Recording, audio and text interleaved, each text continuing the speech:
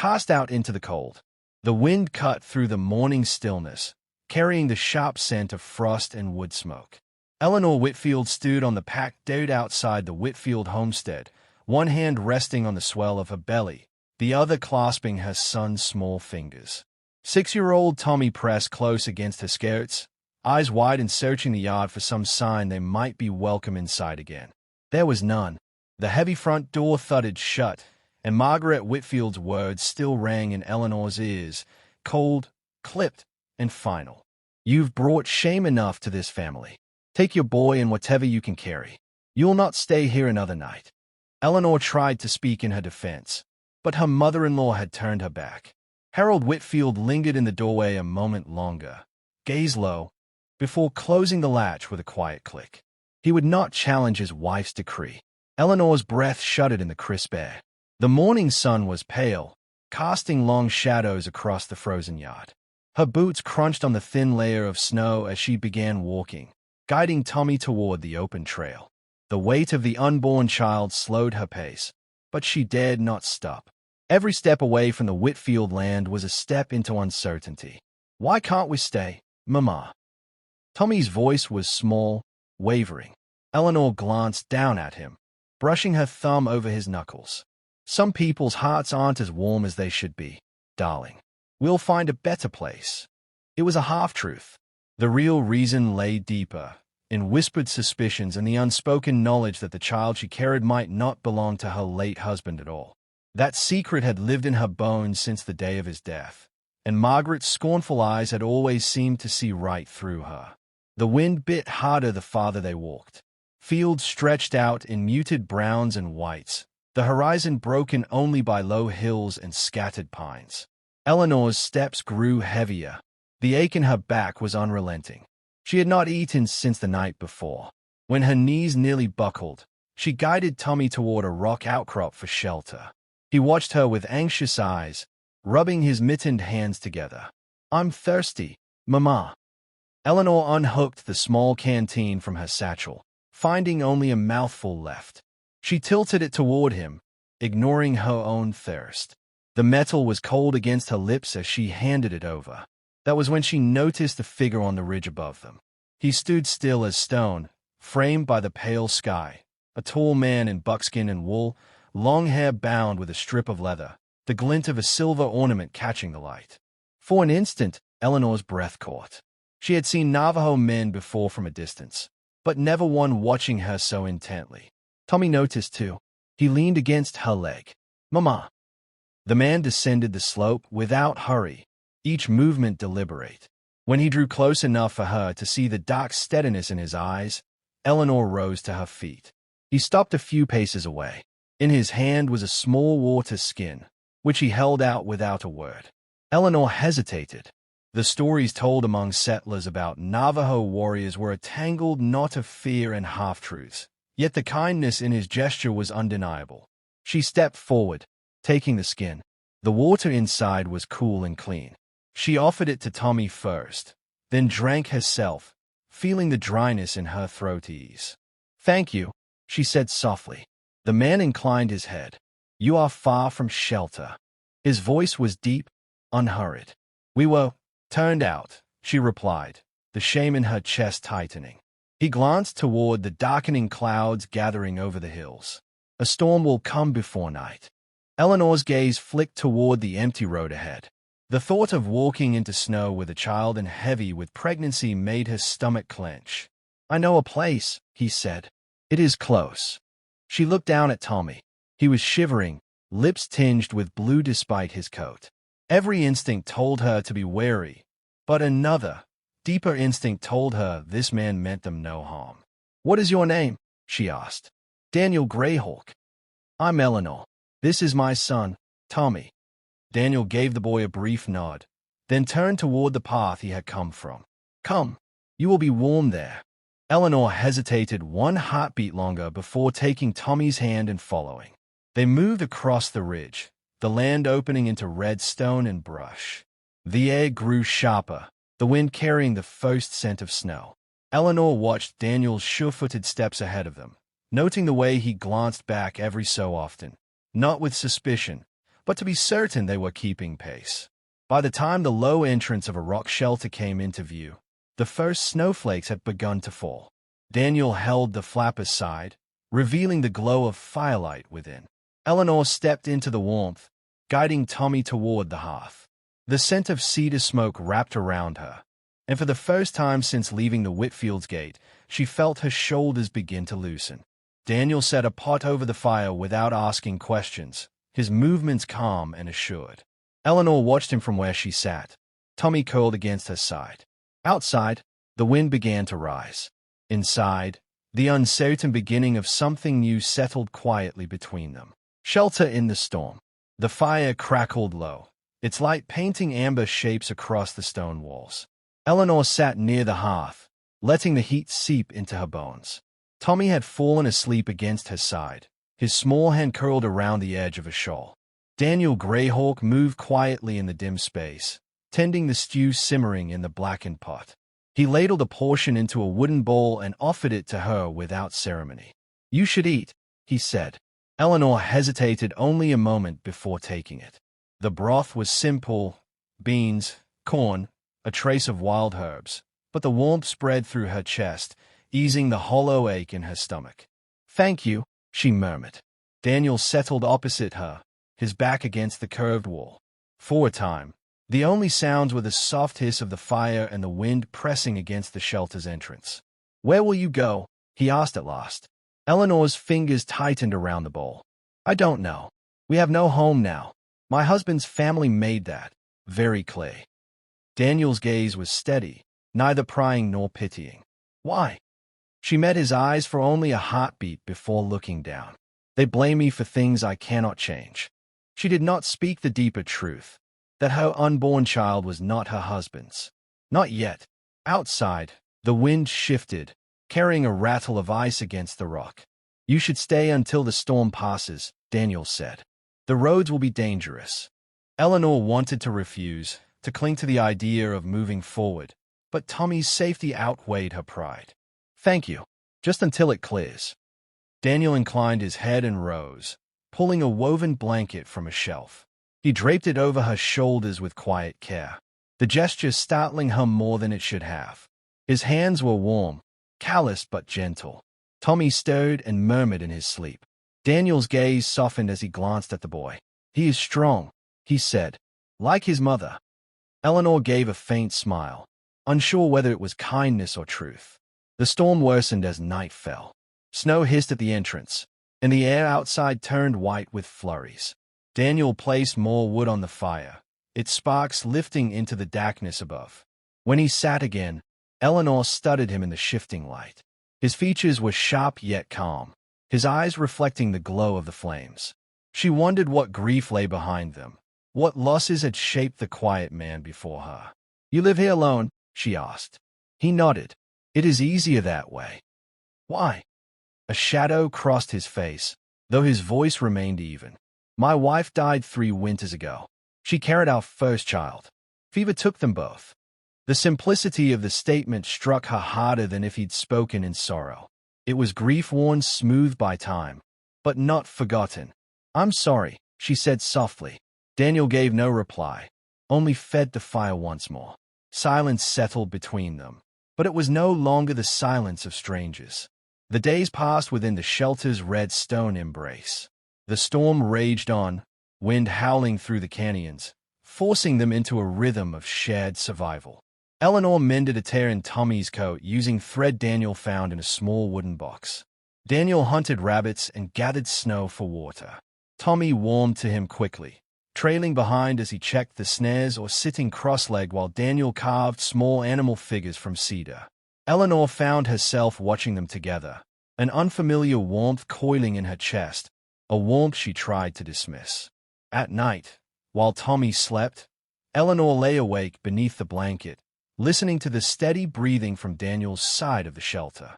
The firelight caught on the silver ornament in his hair, and she wondered if the man who had lost so much could ever open his heart again. On the 4th evening, the storm began to break.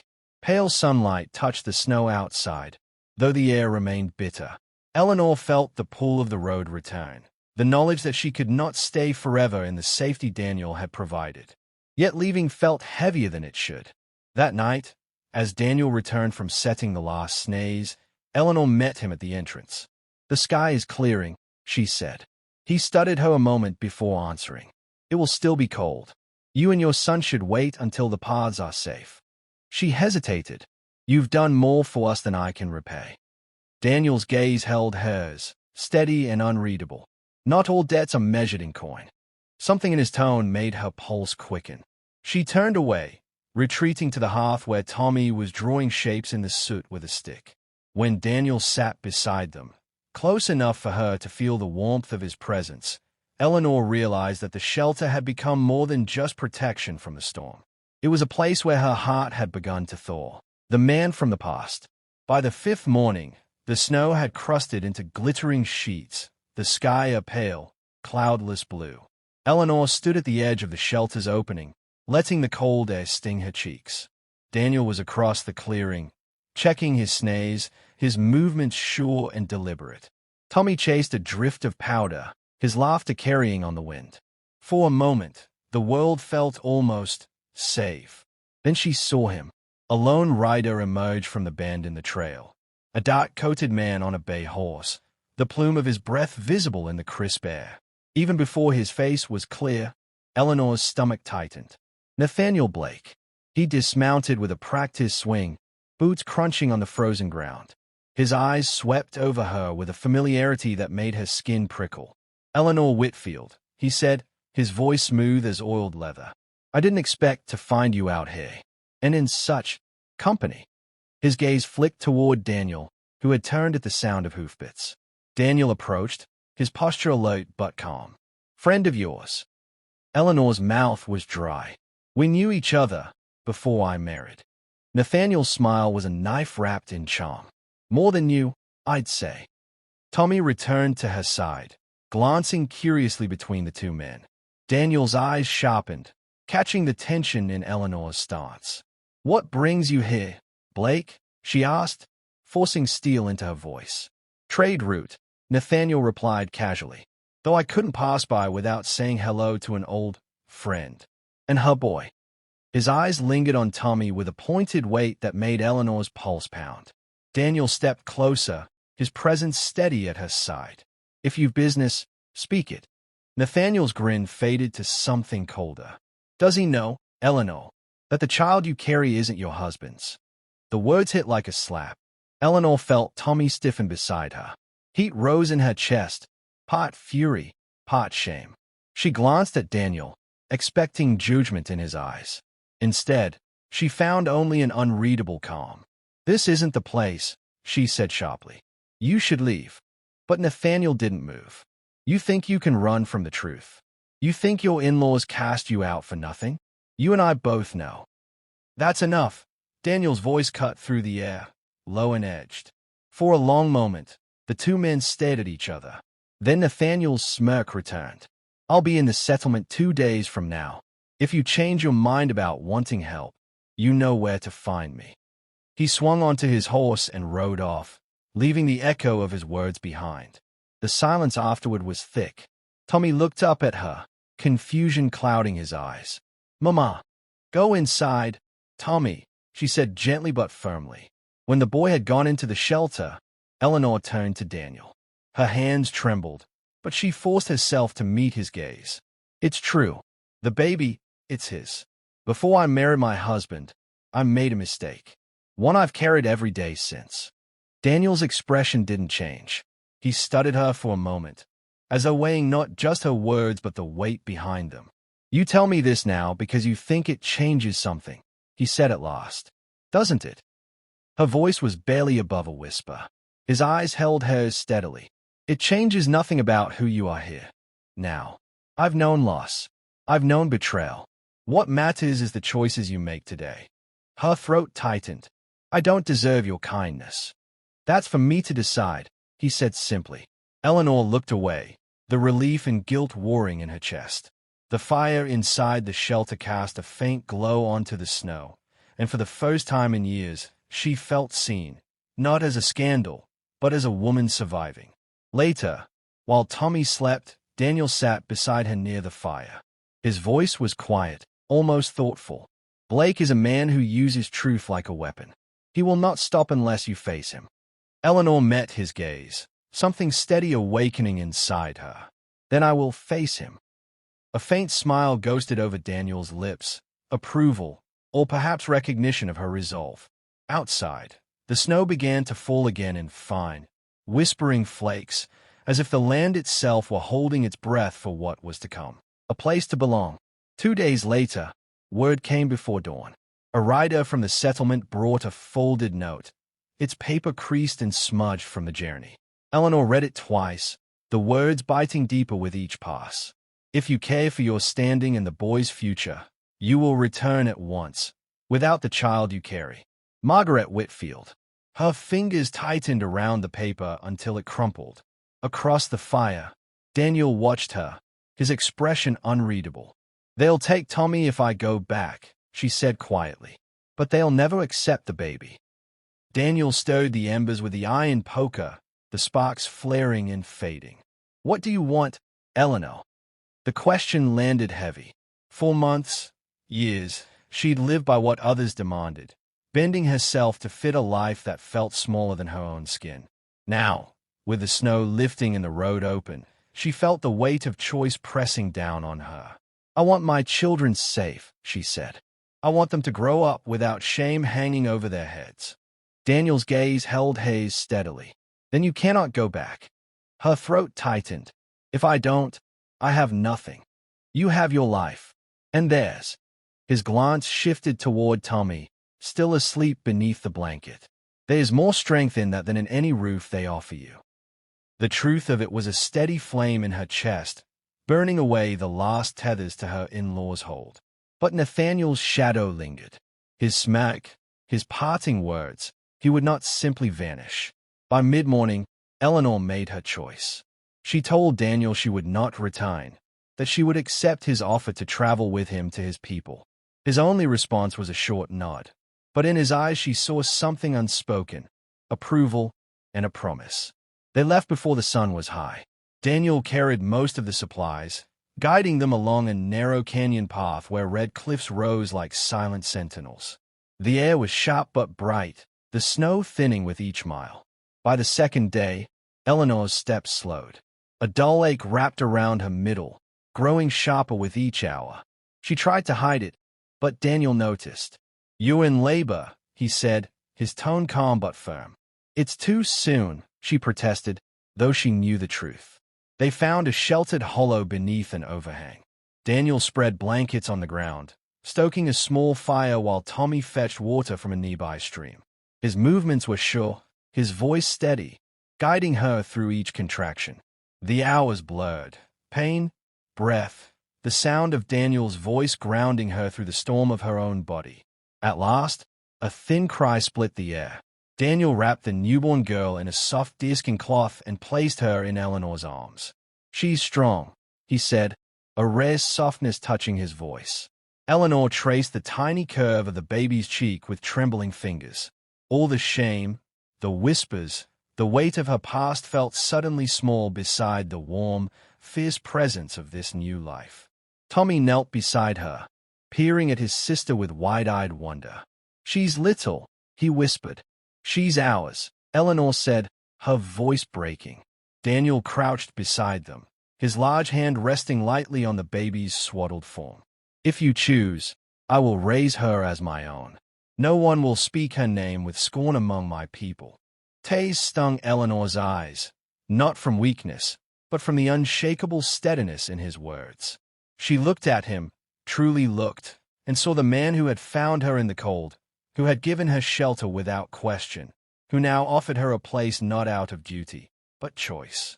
I choose it, she said simply. The next morning, they began the final leg of their journey. The land shifted, snow giving way to the warm rust and gold of the desert. In the distance, Eleanor saw smoke curling from the roofs of a cluster of homes nestled in the cliffs. Daniel's people. As they approached, a few figures emerged, women with baskets, children running to greet them, elders watching with measured eyes. Eleanor felt a prickle of fear, but Daniel's hand brushed hers, a steady reassurance. "They will judge you by your strength," he said. "And you have it." That night, after the baby was fed and Tommy had fallen asleep on a woven mat, Eleanor stepped outside. The sky above was a sweep of stars, so clear it felt endless. Daniel joined her, the quiet between them no longer tentative but easy. "You brought me from nothing," she said, her voice low. "You brought yourself," he corrected. "I only walked beside you." She turned to him, the firelight from the dwelling touching the lines of his face. For a moment, neither spoke. Then, without hurry, he reached for her hand. She didn't pull away. In that simple touch, she felt something settle, a truth stronger than shame, wider than loss. She was no longer the woman cast out into the cold. She was a mother, a survivor, and, for the first time in years, a woman who belonged.